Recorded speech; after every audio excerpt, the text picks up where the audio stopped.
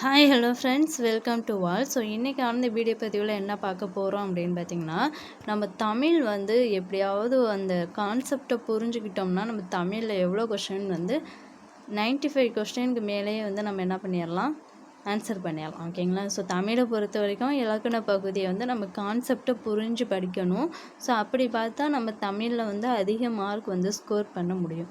But நம்ம வந்து இப்போ எதுக்கு வந்து இம்பார்ட்டன்ட் கொடுத்து படிக்கணும் அப்படின்னு பார்த்திங்கன்னா, ஜிகே அண்ட் மேக்ஸுக்கு தான் வந்து இம்பார்ட்டன்ட் கொடுத்து படிக்கணும். ஓகேங்களா? ஸோ நம்ம என்ன தான் தமிழ் வந்து படித்தாலும் நம்மளுடைய அந்த மார்க்கு தூக்கி கொடுக்குறது எது அப்படின்னு பார்த்திங்கன்னா ஜிகேயும் மேக்ஸும் தான். ஸோ அதனால் வந்து ஜிகேயும் மேக்ஸுக்கும் நம்ம வந்து முக்கியத்துவம் கொடுத்து படிக்கணும். ஸோ இப்போ நம்மளுடைய இந்த வீடியோ பதிவில் என்ன பார்க்க போகிறோம் அப்படின்னு பார்த்திங்கன்னா, ஜிகே வந்து யூனிட் வைஸ் வந்து நம்மளுடைய கிளாஸ் வந்து பார்க்க போகிறோம். ஓகேங்களா? ஸோ யூனிட் வைஸ் வந்து கிளாஸ் வந்து நடக்க போகுது. ஸோ இதில் டோட்டலாக பார்த்திங்கன்னா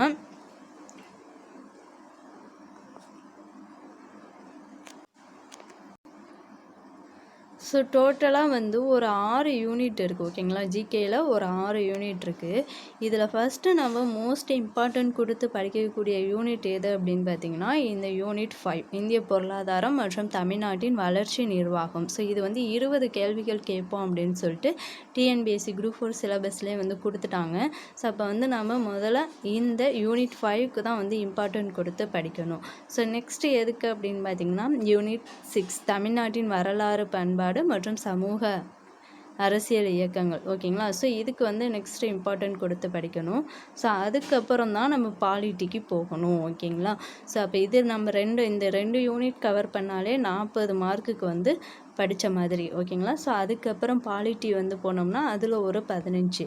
ஸோ அதுக்கப்புறம் என்ன படிக்கணும் அப்படின்னா யூனிட் 3. ஸோ யூனிட் 2, யூனிட் 1 இது வந்து நீங்கள் ஓவரலாக பார்த்துக்கிட்டாலே போதும்.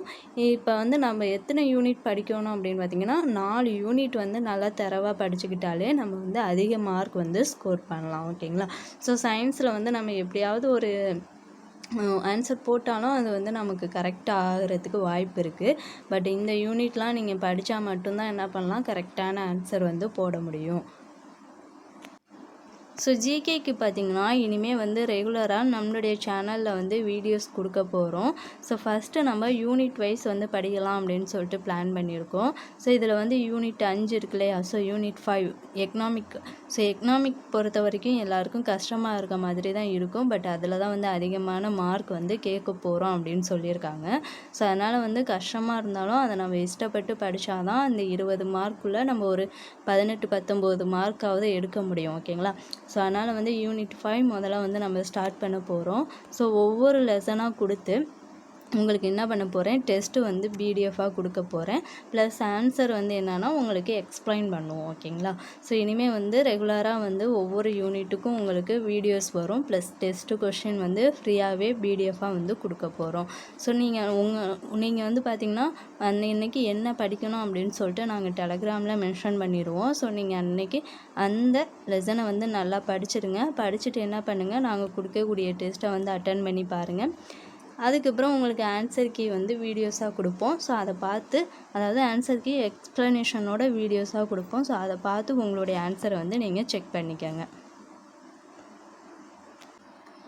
ஸோ ஃபஸ்ட்டு வந்து யூனிட் 5 தான் வந்து கவர் பண்ண போகிறோம். ஒவ்வொரு யூனிட்டாக முடிச்சுட்டு வர போகிறோம். அதுக்கப்புறம் பார்த்திங்கன்னா யூனிட் 6. ஸோ அதுக்கப்புறம் ஃபைனலாக பார்த்திங்கன்னா யூனிட் 4 பாலிட்டி. ஓகேங்களா? அதுக்கப்புறம் யூனிட் 3. ஸோ இந்த 4 யூனிட்டுக்குமே வந்து உங்களுக்கு வீடியோஸ் வரும். ப்ளஸ் டெஸ்ட்டு கொஷின்ஸ் வந்து எல்லாமே வரும். ஸோ நெக்ஸ்ட் வீடியோவில் உங்களுக்கு யூனிட் 5ல் வந்து என்னென்ன லெசன்லாம் படிக்கணும், ப்ளஸ் வந்து என்னென்னைக்கு என்ன லெசன் படிக்கணும் அப்படின்னு சொல்லிட்டு டீட்டெயிலாக கொடுக்குறேன். ஃபஸ்ட்டு நம்ம யூனிட் 5 தான் வந்து கவர் பண்ண போகிறோம். அதுதான் வந்து டெஸ்ட்டும் வைக்க போகிறோம். ஸோ உங்களுக்கு புக் மெட்டீரியல்ஸ் எல்லாம் டெலகிராம்லேயே சென்ட் பண்ணிடுவோம். புக் இல்லாதவங்க அதை வந்து நீங்கள் பார்த்து கூட நோட்ஸ் எடுத்துக்கலாம். ஸோ நோட்ஸ் எடுத்து படிங்க, அப்போ தான் ஃபாஸ்ட்டாக படிக்கலாம். எக்ஸாம் அப்போ ரிவிஷனுக்கு ரொம்ப யூஸ்ஃபுல்லாக இருக்கும். ஸோ நான் வந்து என்னுடைய நோட்ஸையும் நான் ஷேர் பண்ணுறேன். ஸோ நோட்ஸ் வந்து நீங்கள் அதை கூட பார்த்து நோட்ஸ் எடுத்து படிச்சுக்கலாம். ஓகேங்களா? உங்களுக்கு புரிஞ்சிச்சு அப்படின்னா அதை பார்த்து நோட்ஸ் எடுத்துக்கலாம். அப்படி இல்லைன்னா நீங்களே புக்கை பார்த்து நோட்ஸ் எடுத்துக்கோங்க. ஓகேங்களா? ஸோ ஃபஸ்ட்டு வந்து நம்ம யூனிட் 5 தான் வந்து கவர் பண்ண போகிறோம், எக்கனாமிக். ஓகேங்களா? ஸோ இதுவுமே பார்த்திங்கன்னா ரெகுலராக வீடியோஸ் வரும், ஒவ்வொன்றுக்கு டெஸ்ட்டும் கொடுத்துருவோம். ஒவ்வொரு யூனிட்டாக வந்து நம்ம ஜிகே வந்து படிச்சுட்டு வர போகிறோம். ஓகேங்களா?